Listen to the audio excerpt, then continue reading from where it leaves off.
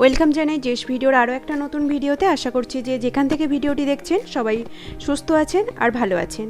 আজকে আমি আপনাদের সাথে শেয়ার করব গরমের খুবই উপযোগী একটা খাবার, আলু বড়ি দিয়ে রুই মাছের পাতলা ঝোল। এই রেসিপিটি কম বেশি অনেকেই জানেন, কিন্তু আমি যেভাবে বানাচ্ছি সেটাই আপনাদের সাথে শেয়ার করছি। তো চলুন, আমি এখানে 4 পিস রুই মাছের গাদার পিঠটা নিয়ে নিয়েছি।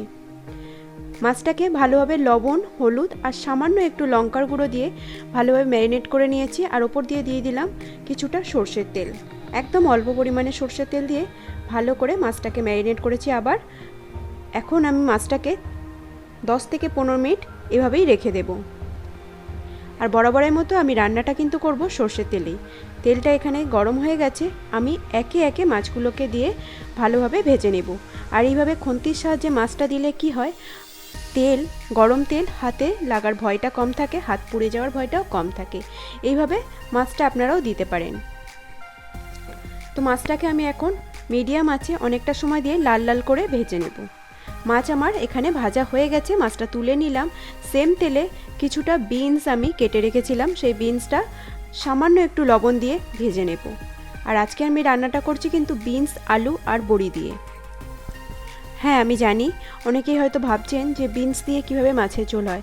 হ্যাঁ, খুবই সুন্দর লাগে খেতে। আপনারা অবশ্যই একবার বাড়িতে ট্রাই করুন, আশা করছি আপনাদের ভালো লাগবে। এখানে বিনসটা ভাজা হয়ে গেছে, বিনসটা আমি তুলে নিয়েছি।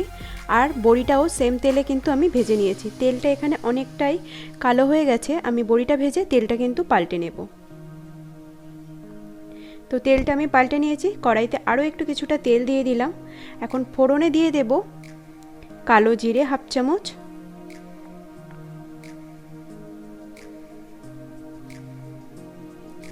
আর আলু দেব। আমি এখানে দুটো আলু একটু মোটা মোটা করে কেটে নিয়েছি। আপনারা চাইলে আলুর পরিমাণটা কমাতে পারেন, বাড়াতে পারেন, এবং চাইলে ছোট করেও কেটে নিতে পারেন। আমি একটু মোটা করে কেটে নিয়েছি। আলুটাকে সামান্য একটু লবণ দিয়ে কিছুটা সময় আমি আবারও মিডিয়াম আঁচে ভেজে নেব। আলুটা ভাজা হতে থাক, ততক্ষণে একটা মশলা বানিয়ে নিই। আমি এখানে আলুটা ঢেকে দিয়েছি আর গ্যাসের ফ্লেমটা কিন্তু মিডিয়ামে রেখেছি। আর মশলার মধ্যে নিয়েছি হাফ চামচ গোটা জিরে, হাফ চামচ গোটা ধনে, 1 ইঞ্চি আদা আর 2টো শুকনো লঙ্কা। ভালোভাবে একটা পেস্ট বানিয়ে নিয়েছি। আর এদিকে আমার আলুটা প্রায় ভাজা হয়ে গেছে। এখন আমি এই আলুর মধ্যে সামান্য একটু জল অ্যাড করছি, কারণ আমি এখানে গুঁড়ো মশলা ব্যবহার করব। আর জলটা অ্যাড করলে গুঁড়ো মশলাটা পুড়ে যাবে না। গুঁড়ো মশলার মধ্যে আমি দিলাম 1 চামচ লঙ্কার গুঁড়ো, হাফ চামচ হলুদ গুঁড়ো।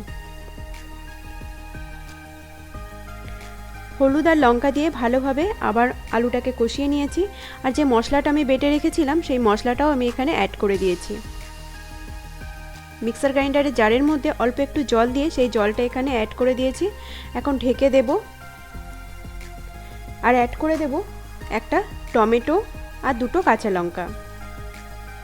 টমেটো আর কাঁচা লঙ্কাটা দিয়ে সামান্য একটু লবণ দিলাম, দিয়ে ভালোভাবে কষাতে দেব।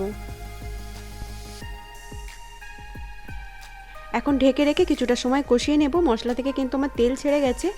এখন এর মধ্যে অ্যাড করে দেব গরম জল।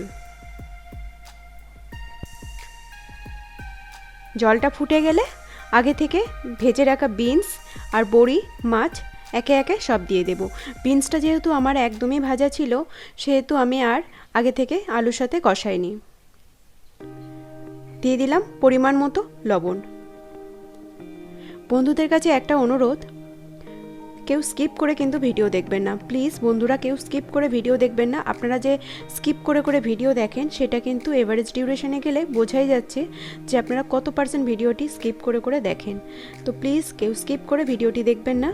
আমার এখানে রেডি হয়ে গেছে কিন্তু মাছের ঝোলটা। আশা করছি আপনাদের ভালো লেগেছে। আর এইভাবে একবার হলেও বাড়িতে ট্রাই করবেন। আবার দেখা হবে নেক্সট কোনো ভিডিওতে।